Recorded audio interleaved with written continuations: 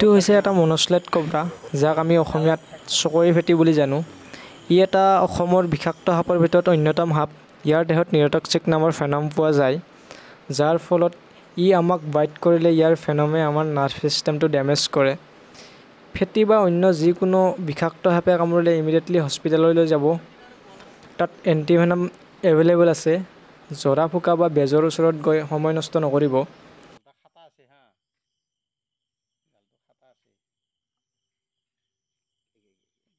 ওলাব এই জালটো পোনে এফালে গেলে ওলাব। এইখিনিতে দি ওলাই যাব। কিবা কৰি হেঁচাই ধৰে। হেঁচাব লাগিব। লাম্বাইচোন। হেঁচাই ধৰ।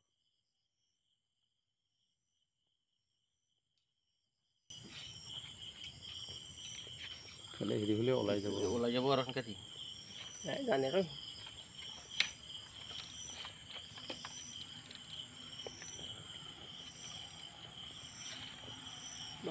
বঢ়িয়া কুচিয়া লগাইছে। জানে লিটু দি তাৰ এম আছে কেনেকৈ কেনেকৈ ওলাব। মানে লাম্বাখিনি আছে। ওলাব ওলাব। হেঁচাই ধৰ হেঁচাই ধৰিব লাগিব নমৰে।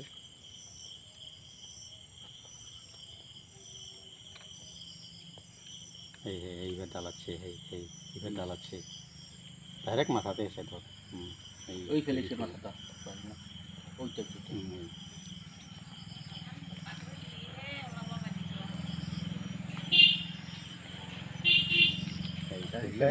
ধুলাই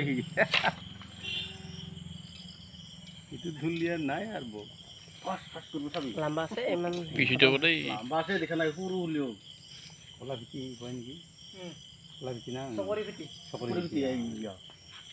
চিনি পাই কিছুমানৰ ঘৰত সোমে না কি ৰকম সোমে বাপা 3.5 ফুট মান হ'ব নেকি এনেকৈ ধৰি থাকি বেছি টেকনিক আছে বেছি ডাঙৰ নহয় দে টেকনিক আছে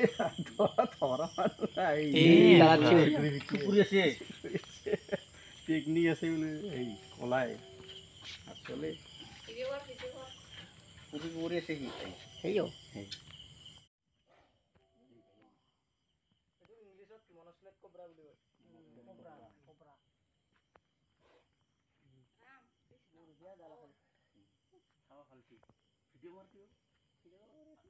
টানি নলয় ডাঙৰ কি